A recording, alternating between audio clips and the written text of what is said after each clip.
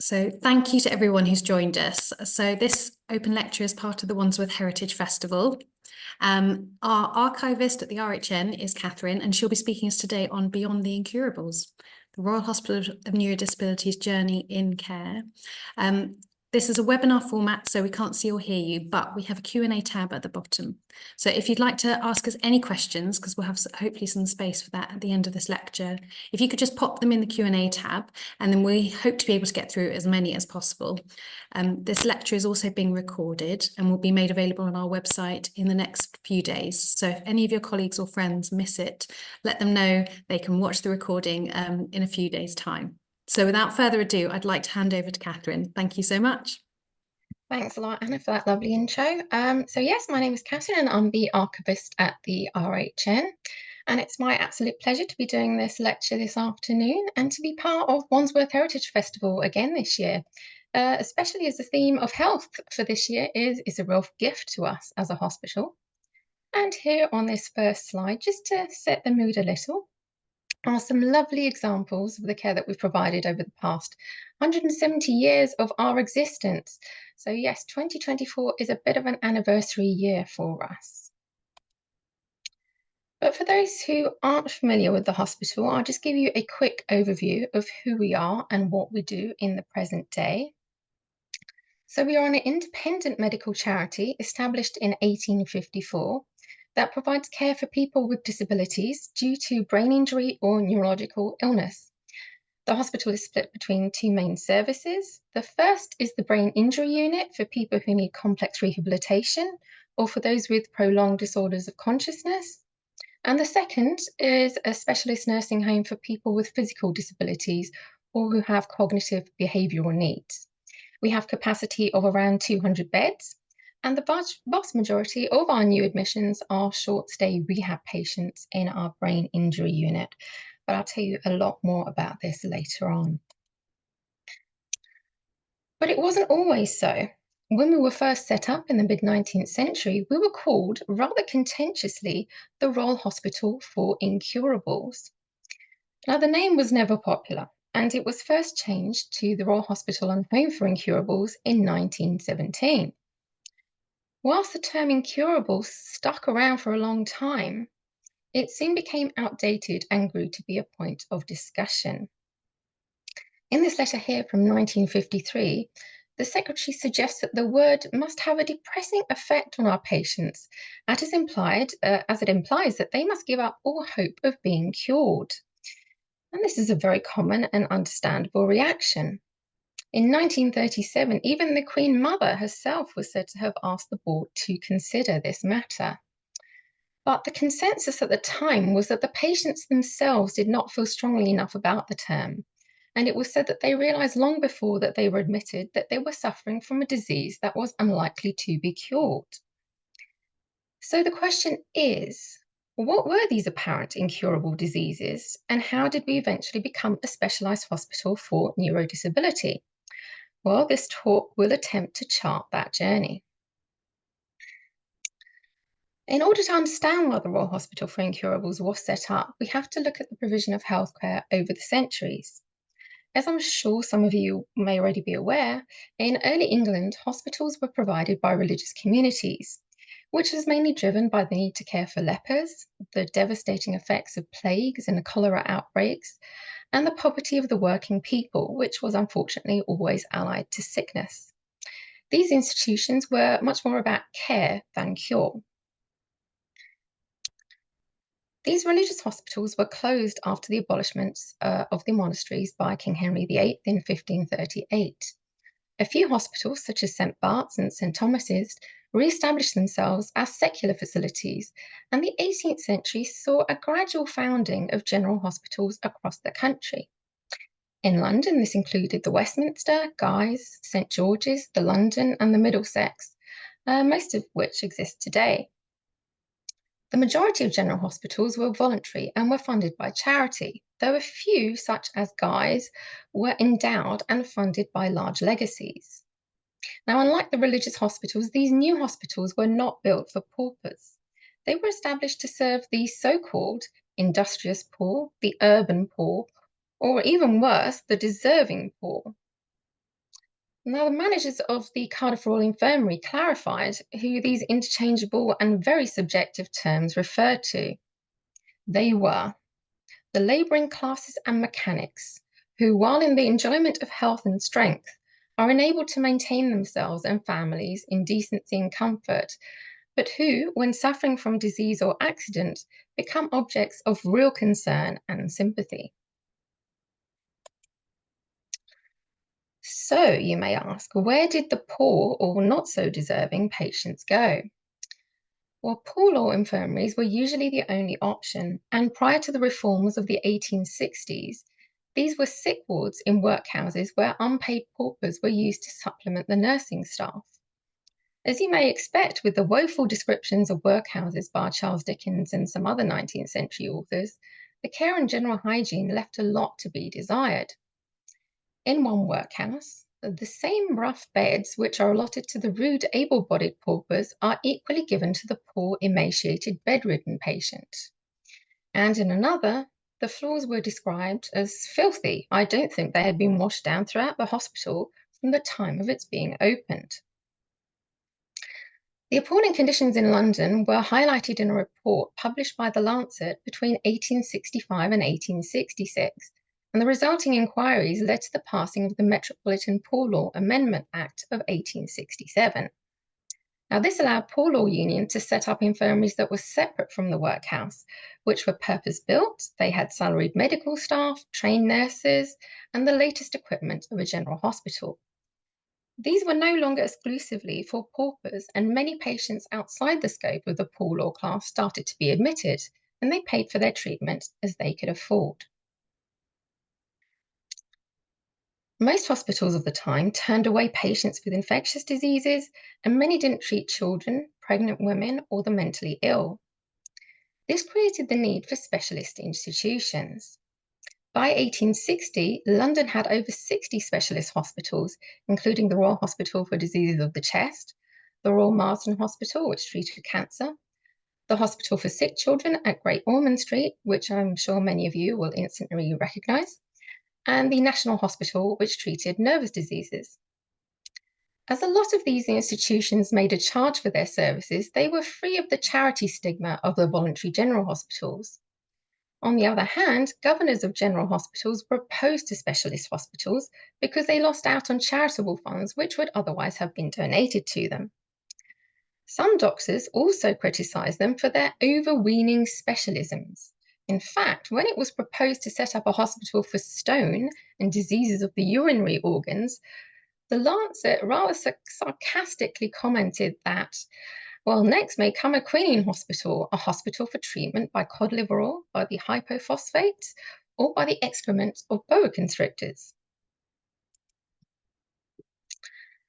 Now we come to the crucial point. Whilst all these hospitals for obscure diseases were opening up across the country, there was no significant provision for patients with long-term conditions or illnesses. Guy's was originally established as a hospital to treat incurable patients who were discharged from St Thomas's, but it quickly became reserved for the acute sick. There were a few small charities, such as an asylum for a few females with incurable diseases in Leith, a few places in general hospitals, such as the Council Ward of the Middlesex, and a ward for just 7 incurable patients at the Westminster, but there was effectively little else. Now, this state of affairs was challenged by the novelist and social reformer who I've just mentioned, Charles Dickens. In an article in his weekly magazine, Household Words, he states, "There are hospitals for the cure of every possible ailment or disease known to suffering humanity, but not one for the reception of persons past cure." In the same article, Dickens outlined a very affecting case report. The case of a poor servant girl, which lately came to our knowledge, is the case of thousands. She was afflicted with a disease to which the domestics of the middle classes especially are very liable, white swelling, probably tuberculosis, of the knee. On presenting herself at the hospitals, it was found that an operation would be certain death, and that, in short, being incurable, she could not be admitted. She had no relations, and crawling back to a miserable lodging, she lay helpless till her small savings were exhausted. Privations of the severest kind followed, and despite the assistance of some benevolent persons who learnt of her conditions when it was too late, she died a painful and wretched death. Dickens called this situation a marvellous oversight of benevolence. But how, you may be thinking, could this happen? Why was this unfortunate girl turned away by the multitude of general hospitals that were being set up? Well, this is partially due to reputation. If a hospital could demonstrate success in terms of the number of patients cured, then this was good for publicity, and you could argue that it's not too different nowadays. And as such, the hospital started to take on more acute cases. It was also a matter of learning and advancement, as doctors preferred to admit more interesting cases, particularly in teaching hospitals. These included amputations, unusual diseases, or conditions requiring complex surgery. It was found that the beds are allotted to medicine and surgery in proportions quite different from those in which cases actually occur in practice. And of course, it also came down to funding. Voluntary hospitals, including the Royal Hospital for Incurables itself, operated a subscription system which provided funds for the hospital and dictated who could receive medical treatment. Under this system, wealthy members of the local community paid an annual sum which entitled them to recommend a set number of patients to the hospital each year. It was a sad fact that it was easier to raise funds for children than the elderly, for the deserving than the undeserving poor, for physical rather than mental disorders, and also for acute rather than chronic diseases. Yet there was a growing need for doctors not to abandon incurably ill patients. We need to remember that the mid-19th century was a time of huge change within medicine and society in general. Mortality rates were falling, and the prospects of living to old age began to increase. The predominant causes of death started to shift from sudden illness brought on by infection, disaster, or plague to prolonged illness brought on by emerging chronic diseases such as cancer and tuberculosis. So caring for the sick had to adapt.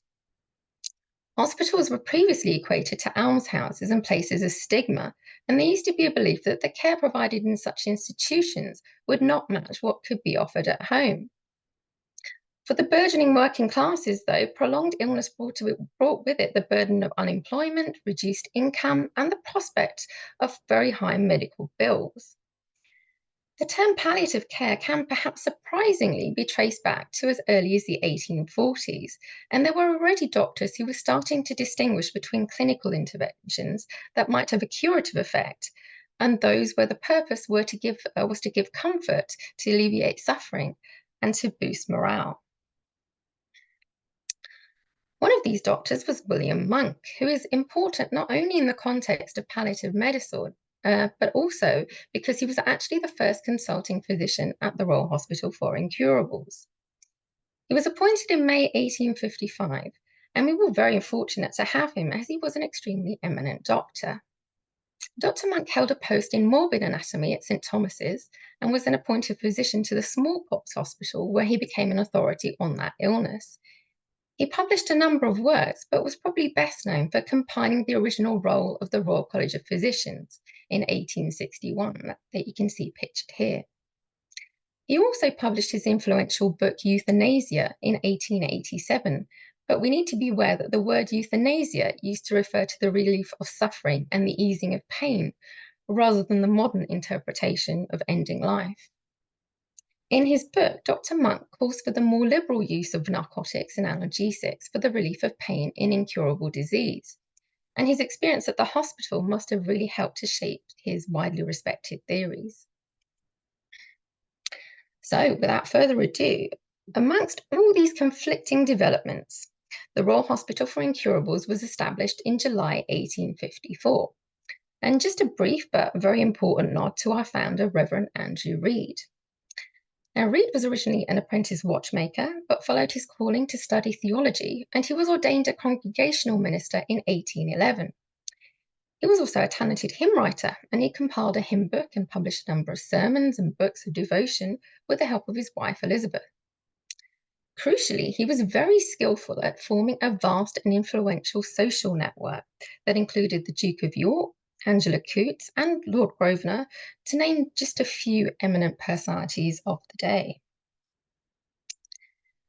So, with the assistance of these influential donors and supporters, Reed was able to achieve quite considerable philanthropic success. He founded his first charity, the London Orphan Asylum, in 1813, which can be seen on the bottom left of this circular.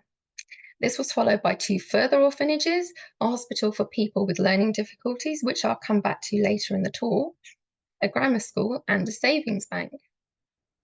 He was an admirable man who contributed many years' service to these charities, whilst also being a full-time minister to his church. The Royal Hospital for Incurables can be seen on the bottom right here. It was Reed's final venture, and it was founded just 4 years after Dickens's rousing speech about the poor servant girl.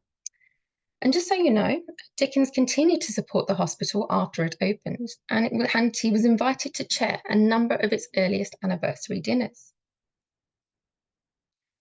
Now, you may be thinking that I'm approaching this quite late in my talk, but what exactly does the word incurable mean? Well, Reed himself stated that his home was intended for those hopelessly disqualified for the duties of life by disease, accident, or deformity. In his book on chronic disease in 19th century France, Jason Subble is a little more specific. He says, the term incurable was generally applied to a series of chronic diseases, only rarely to acute illnesses. Some of these disorders, including scrofula, tuberculosis of the lymph glands, are not quite uncommon in Western countries. Others, such as darters, a series of devastating skin conditions caused by, among other things, syphilis and tuberculosis, have disappeared. Certain conditions, such as cancer and heart disease, are, of course, still deadly today. Now, on the most basic level, and particularly in the early to mid-19th century, the word incurable and the term disabled in general tended to apply to anyone who was incapacitated from undertaking paid employment and who had to rely on others for their care. Let's also have a quick look at what the hospital's constitution says. In effect, it was more about who the hospital wouldn't receive than who it did exist for. And please do forgive the outdated and offensive language I'm going to use here. That the charity does not exist to relieve any case for which provision is found elsewhere. That, therefore, it does not formally receive the lunatic, the blind, the deaf and dumb, the idiot, consumptive, the victim of fever or smallpox, etc. But notwithstanding this declaration, they will not endure that any case of hopeless affliction shall remain without protection or without a home. Children were also not admitted, though the minimum age changed at various intervals from as low as 16 to as high as 30 years old. Now, one question that we often get asked, being given a name with such hopeless connotations, is whether anyone actually left the hospital. The Constitution, it seems, was open to this eventuality from the very beginning. It states, every case will be accepted as incurable, but will be treated by the best medical science, hopefully. And should the means be happily successful, the benefited party will be required to leave the foundation. And here on the bottom right, I'm delighted to share proof of such a case. It is the record of Julia Wilkinson suffering from paralysis, who was admitted on 8th of May 1860 and who left the hospital on 24th of March 1862, fully recovered.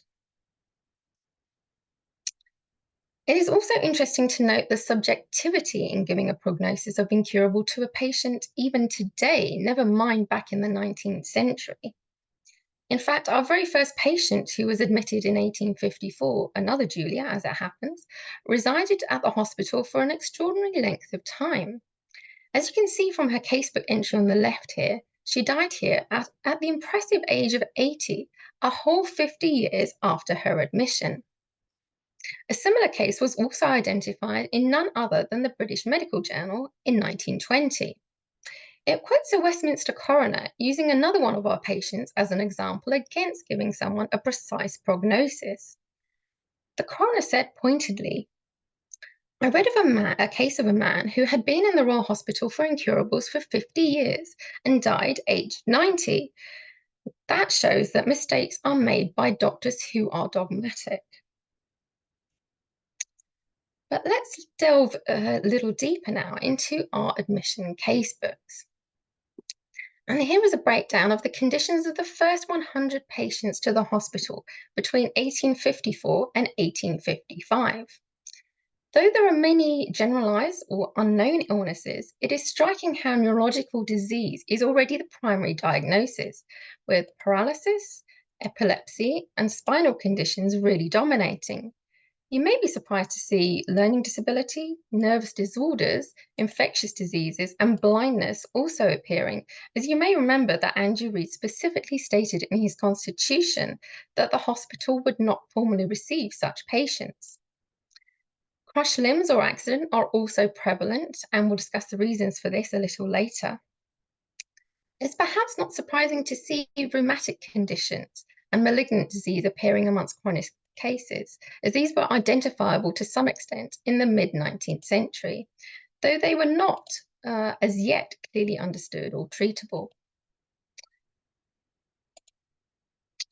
So starting with early neurological diseases at the hospital then, as they accounted for up to 35% of our earliest applications.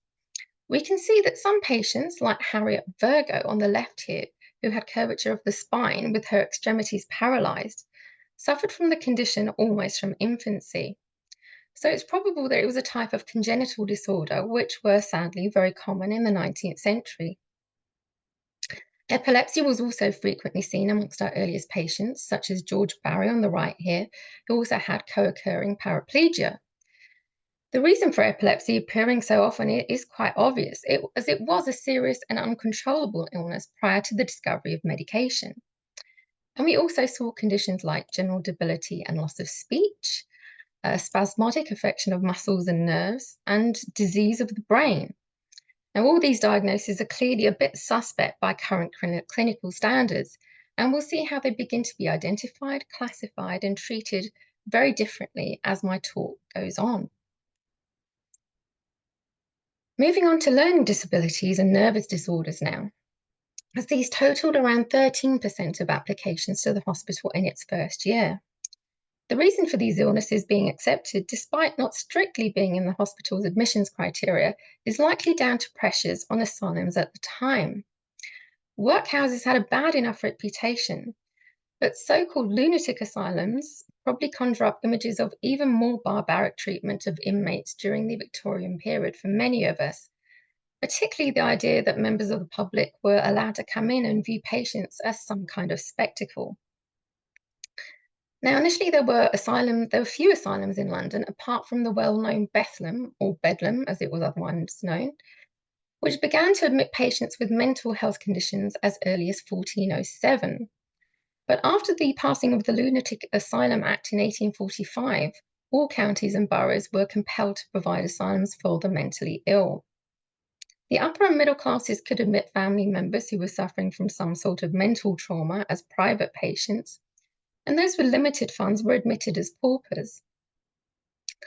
Mental illnesses were quite wide-ranging and included, and I'm sorry about the language again, imbecility, idiocy, senile dementia, congenital illness, and mania. And before a patient could be admitted, a warrant had to be signed. Now, the result of this huge growth in certified mental health patients brought about a large increase in asylum occupants, and many institutions had to extend their facilities in order to accept anyone new. No one would have been more aware of this problem than Andrew Reid himself. Prior to the foundation of the Royal Hospital for Incurables, he resolved that people with what we would now term developmental disabilities should be distinguished from the mentally ill patients in asylums and workhouses. In 1847, he set up the Earlswood Asylum in Surrey, which I mentioned briefly a few slides back. This institution was intended exclusively for people with learning disabilities so that they could be educated and trained to become self-sufficient and lead as normal lives as possible. Earlswood was only open 7 years before the Royal Hospital for Incurables, and we can see a crossover in some of the patients being accepted. Here on the right, for example, Matilda Walton was admitted with paralysis and partial imbecility. Between 1854 and 1855, the hospital also received applications from a patient with melancholia and from another who had general debility and was subject to nervous excitement. And now on to infectious diseases, as these amounted to 8% of applications in the hospital's fledgling year. Again, these diseases were not included in the hospital's admissions criteria, but after our own recent pandemic, we can probably appreciate more than ever how communicable infections must have been a huge burden in the 19th century. This is mainly because the fashion for specialist hospitals, which I mentioned earlier, did not extend to the treatment of infectious diseases, even though they were said to be the great killers of the poor and the main menace for the rich. In London, there was just one hospital for fever cases and another for smallpox cases. The Brompton Hospital for Consumption and Diseases of the Chest was eventually established in 1841 by a layman, Philip Rose, who found it absolutely impossible for one of his employees suffering from tuberculosis to gain admission to any of the general hospitals. Unfortunately, such early hospitals for consumption advocated a dry, warm atmosphere with closed windows. It wasn't until the Metropolitan Poor Act was introduced in 1867 that specialist isolation hospitals for patients with infectious diseases were set up.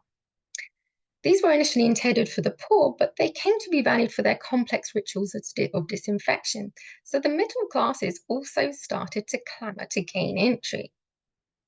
In fact, demand was so high during the smallpox epidemics of 1871 and 1880 that huge ships moored on the Thames had to be borrowed as floating hospitals, like the Dreadnought here on the right. Now, fortunately, vaccination combined with isolation and disinfection practices succeeded in eradicating smallpox as an indigenous disease in Britain during the latter part of the 19th century. We don't see it amongst the hospital's applications between 1854 and 1855 at all. Neither do we see any of the notifiable diseases that were included under the Infectious Diseases Notification Act that was passed in 1889, which included cholera, diphtheria, scarlet fever, and typhoid.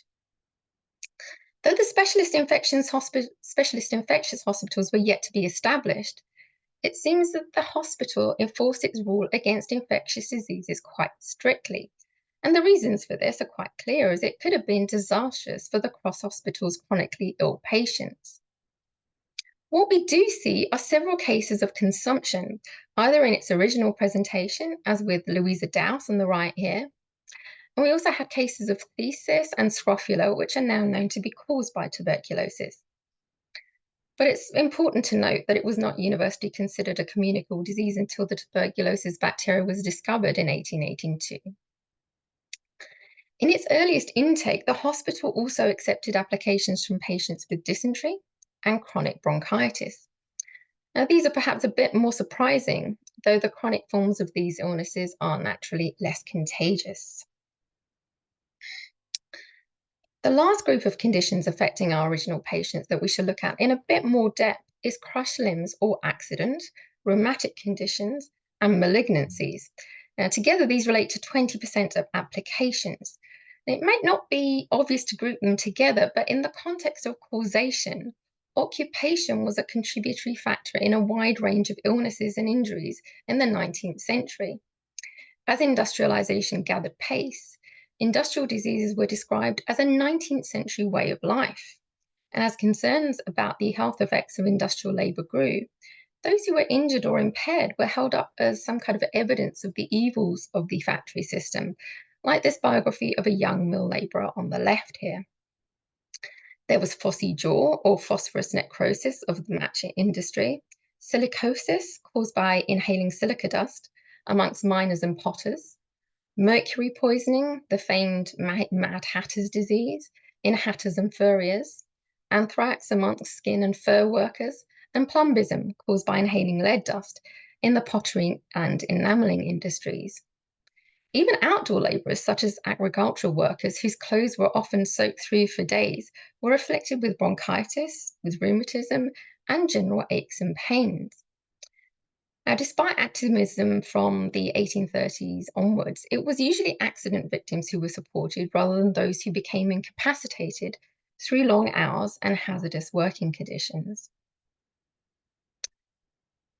Luckily, the inspectorate created by the Factory Act in 1833, together with the fencing of machinery and changing labour patterns, reduced instances of maiming.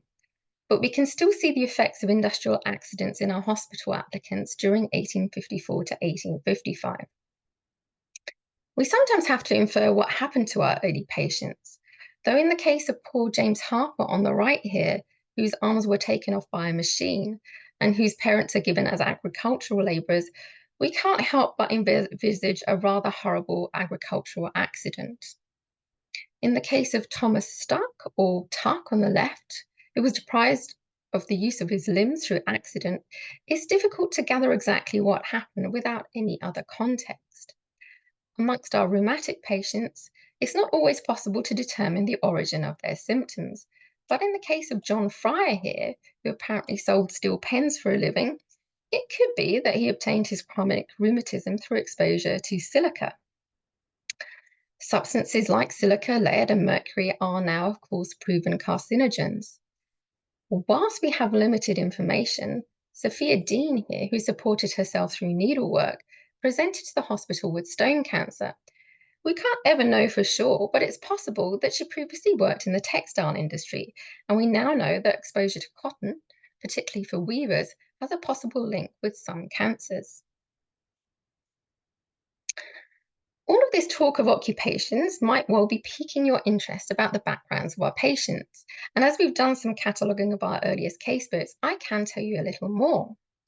It's important to remember that as a voluntary specialist hospital, we would not admit the poorer classes, as they would have gone to the workhouse or poor law infirmaries. Most patients were from the middle classes and would have had family, friends, trades clubs, and charitable societies who could support them to some extent. Other patients would have been able to undertake occasional work themselves, such as Sophia just now, who supported herself through needlework.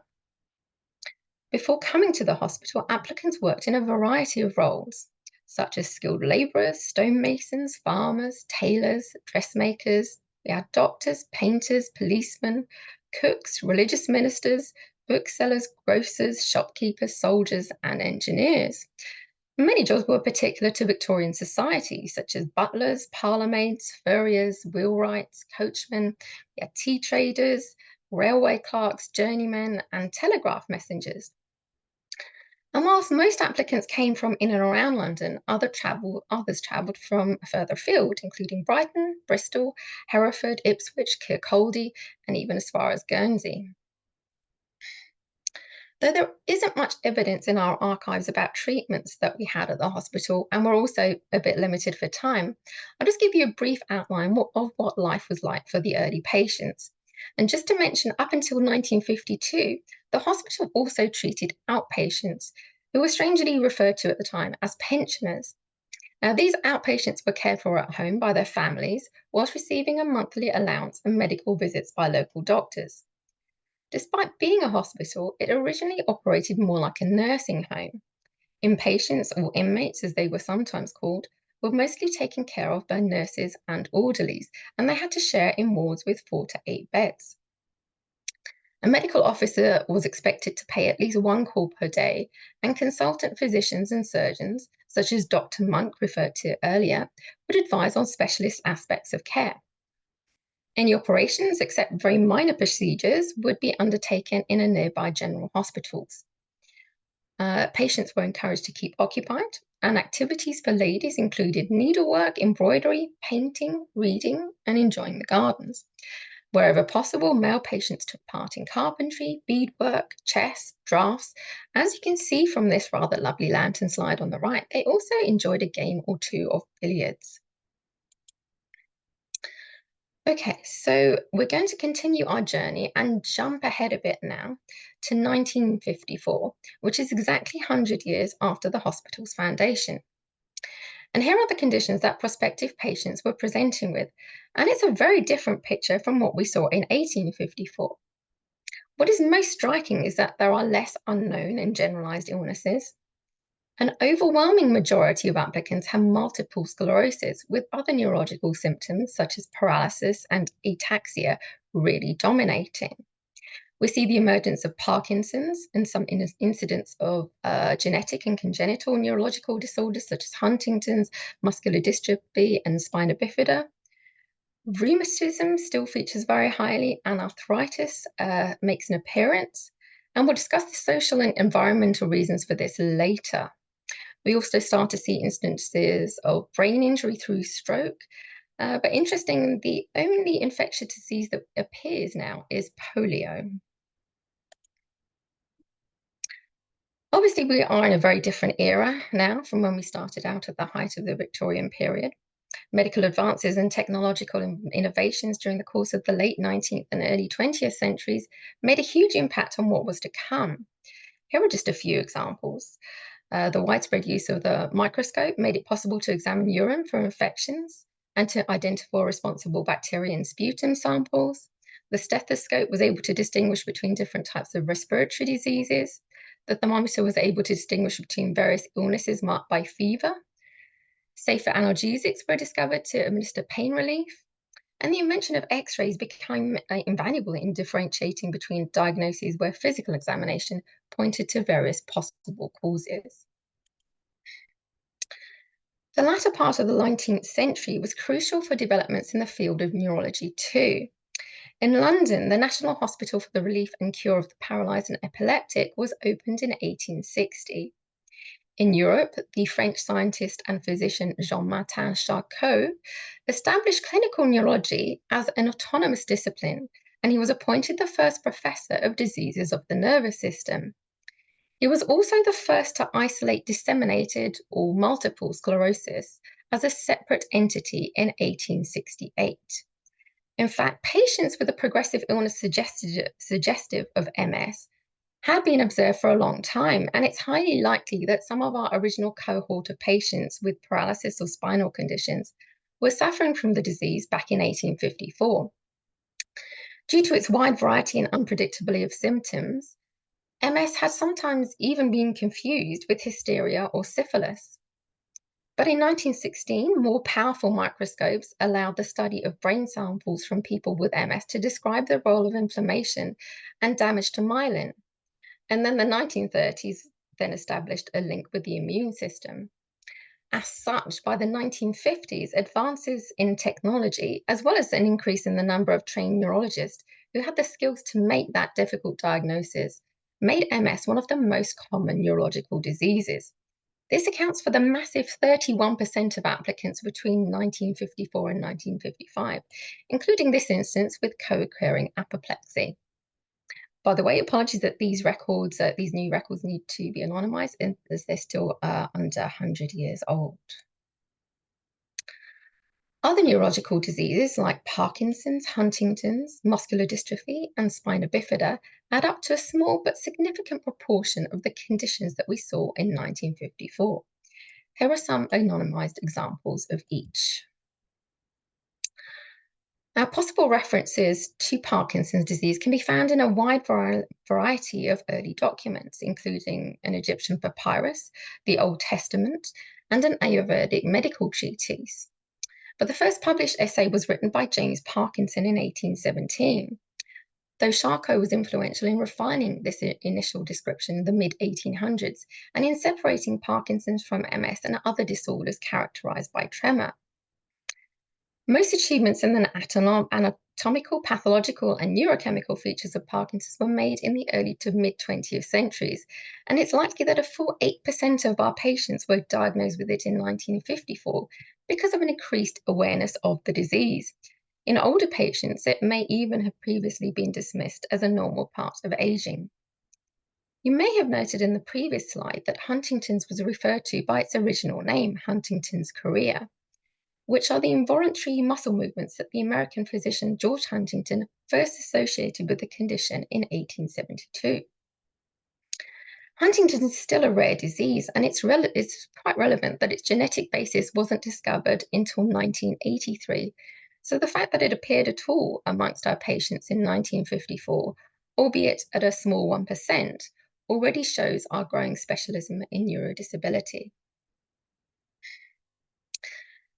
As we're looking at the post-war period, one of the questions that we do get frequently asked is whether any of the long-term disabilities that we saw in the 1920s and 1950s could be attributed to the two world wars.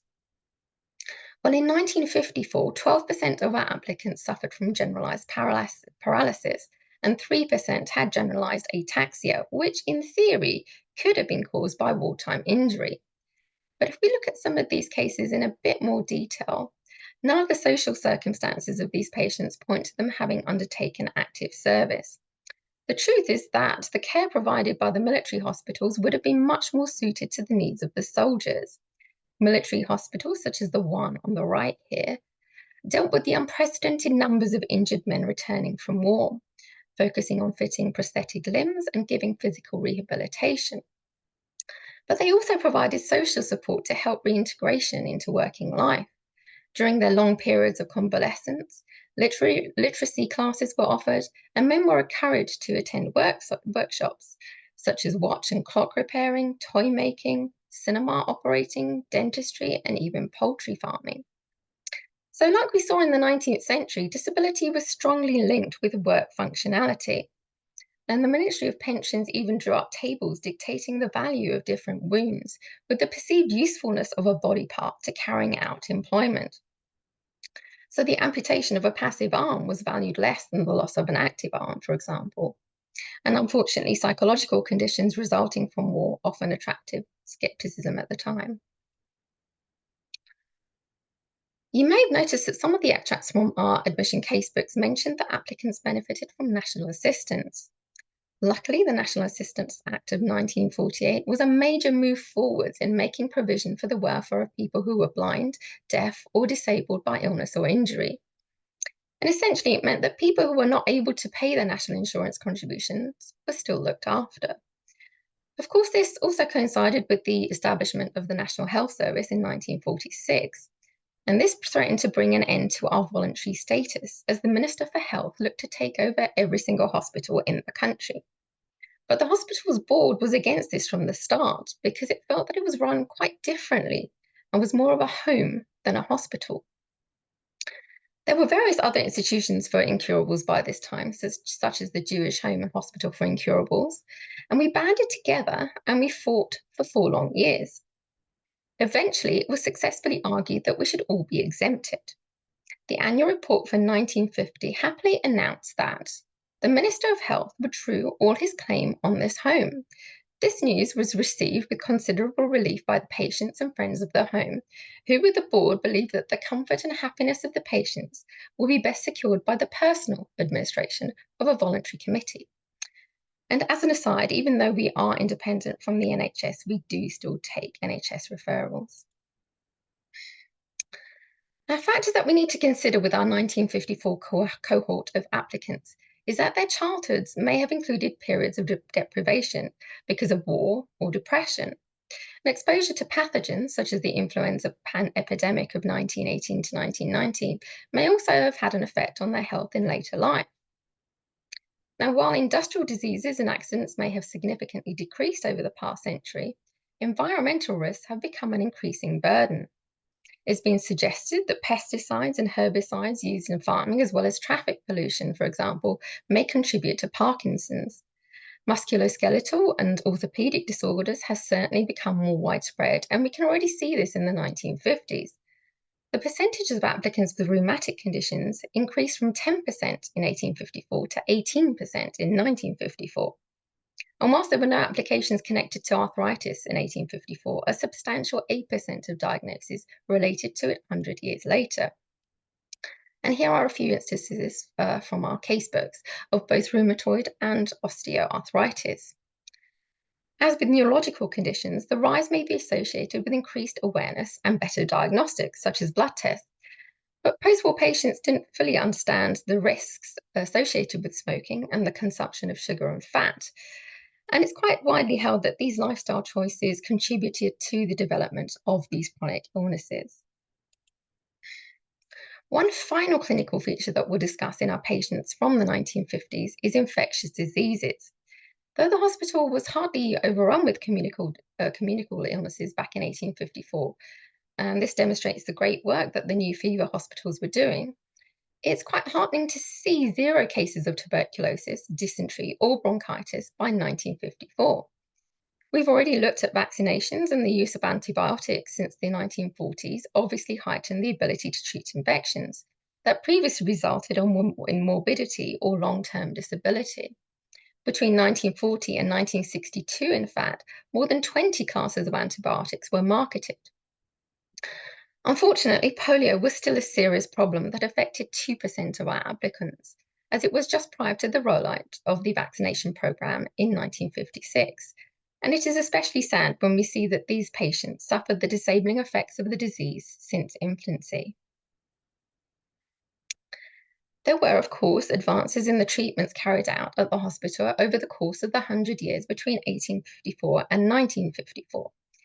These medical committee minutes here, looking suitably worn, are a very valuable source of information on how the care of patients began to take on a more therapeutic approach. It states that by 1960, the physiotherapy department was well established, with a monthly average of 1,200 treatments given to 93 patients. An average of 20 patients were also attending the speech clinic, and by 1967, the music therapy choir had participated in its first ever festival.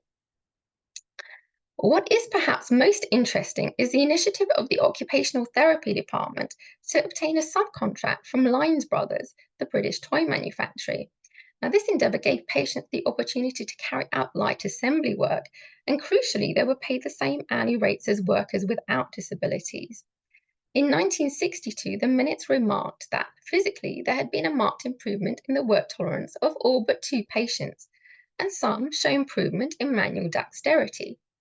Reports indicate that several patients have improved in their reactions on the wards, and it seems quite clear that the discipline of having to work to a standard set outside the hospital has done much for the patient's self-respect.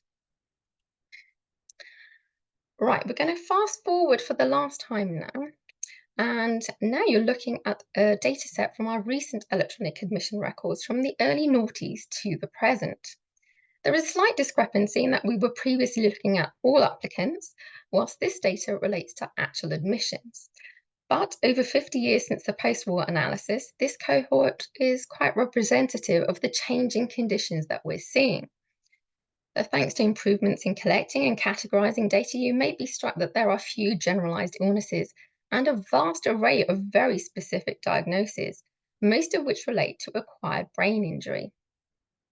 Significantly, only 3% of our applicants from 1954 were presenting with cerebral or coronary thrombosis. Now, almost 46% of our patients suffered a stroke, and nearly 3% had an aneurysm. On top of that, almost 21% experienced a brain injury, and a further 3% had some form of trauma. At close to 7%, there is an increase in cancer, and as you may expect, these are predominantly glioblastomas or other malignant tumours of the brain. The only infectious diseases that we are seeing are possibly encephalitis and meningitis in their contagious forms, as well as HIV, specifically where the virus has affected the nervous system. Due to time pressures, I'm not going to go through all the other categories, though some illnesses like Guillain-Barré syndrome, sickle cell disorder, and moyamoya disease we haven't seen until now due to their relatively recent discovery and growing prevalence. Other conditions such as vegetative state or locked-in syndrome have only been evident in recent decades, largely due to CT and MRI technologies being more able to detect these altered levels of consciousness. So how exactly did this specialism in acquired brain injury come about? To be clear, acquired brain injury refers to any alteration in brain function that occurs as a result of illness or injury after birth.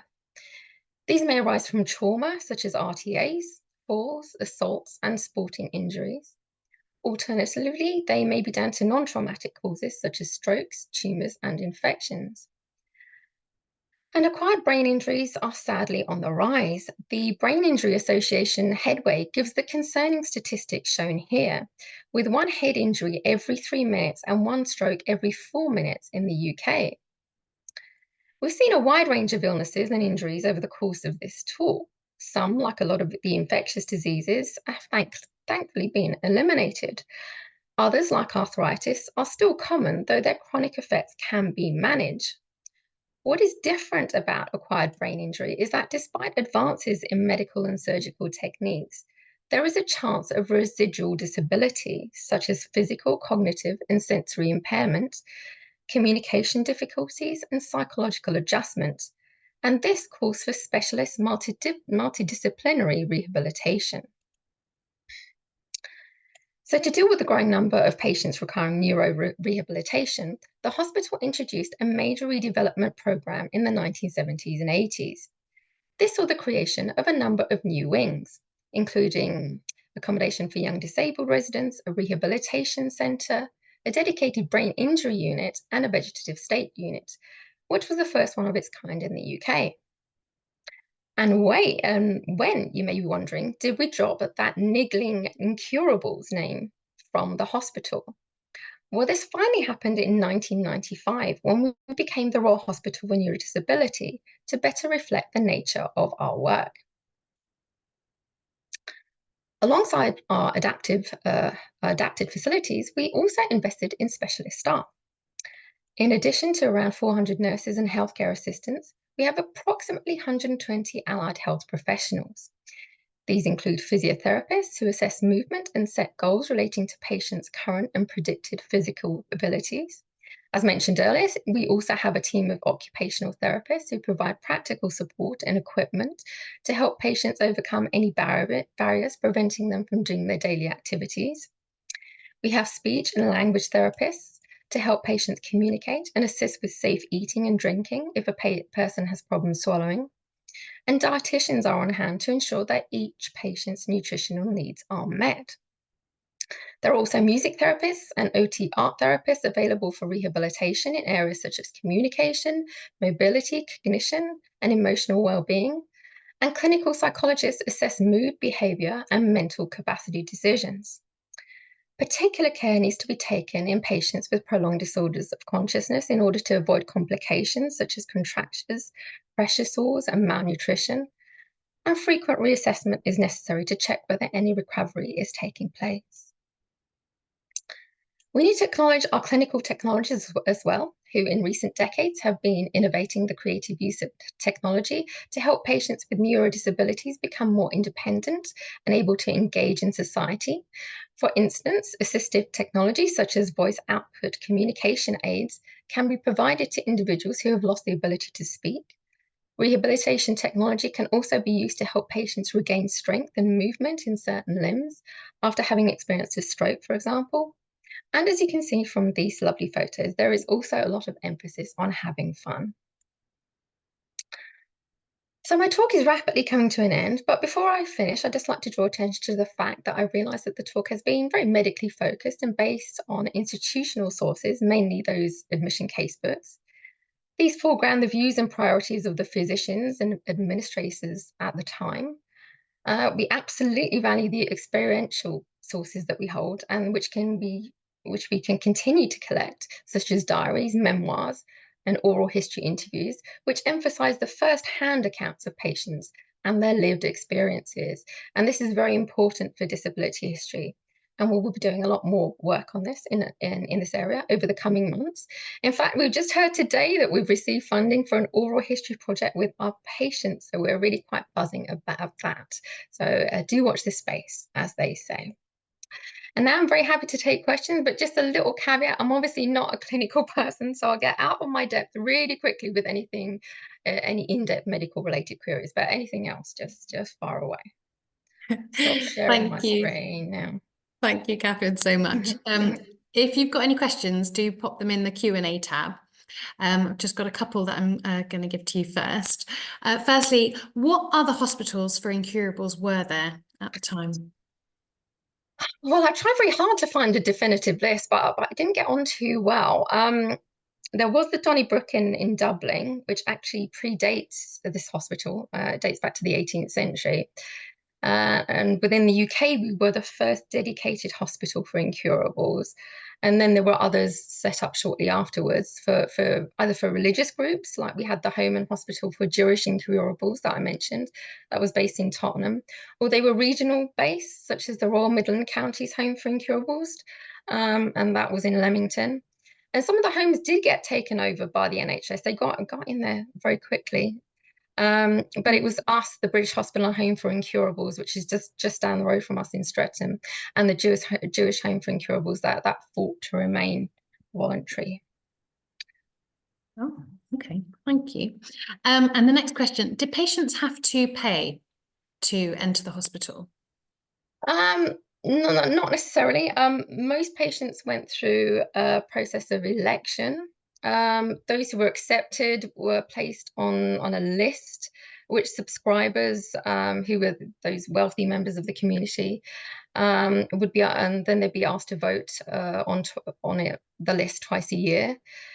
The patients who topped the poll would be elected either as inpatients or outpatients.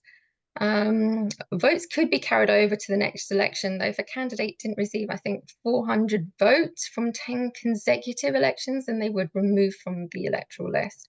And you needed quite a lot of votes, in fact, to top the poll, around 2,000 to guarantee entry. But yes, as with the other hospitals, that there was always the choice of giving payment. Originally, I think it was kind of means tested even then. £25 for those who were less well off, and £50 per year for those who were a bit better off. Okay, thank you. The next question, for anyone who's interested in coming and taking a closer look, are the admission casebooks available for them to have a look at in person? Yeah, absolutely. Yes, but absolutely encourage that. Yeah, you can check them online. We're currently cataloguing them. They have been digitized. The first 12 are available. And we can provide you with copies, or you can come in and take a look. If they are, of course, under 100 years old, we just have to be mindful of GDPR. But yeah, they're a great source of, they contain the information about the applicant, you know, the social, the means of the applicant, as well as diagnosis. So they're a great source for health and social history. And we do get quite a lot of genealogical requests as well. Okay, brilliant. Thanks. Alan's dropped us a note to say just thanks so much. Very good summary of the RHN history. Thanks, Alan. Someone else has asked, they didn't get the name of the books mentioned in the last slides. Could you just recap those quickly? Books. Oh, our fundraising books. Yes. I'll tell you what. If you get the person's email, we can send a link to them. They're actually fundraising material, but okay, well, so if you drop us an email then at institute, yeah, and we can provide you a link, rhn.org.uk, and we can send you the details. Because those are actually available online, most of them. They're one of our digitized material. Okay, brilliant. Thank you. I'm conscious that we are fast approaching 2 o'clock. So if we haven't got your question, or if you suddenly think of something and you're kicking yourself that you didn't ask us, do just drop us an email. So just to remind you, it's institute@rhn.org.uk, and we'll happily take a look at any of your questions and come back to you as soon as we can. And we'd just really like to thank you for joining us. Thank you to Catherine for presenting. We really appreciate you taking the time to speak to us today. The talk will be recorded and available towards the end of next week on our website. So do forward it on to anyone else who might be interested and would have loved this talk. And we hope you'll join us for one of our other educational events in the future. Thank you very much. Thanks, everyone. Thanks for coming. Take care. Bye.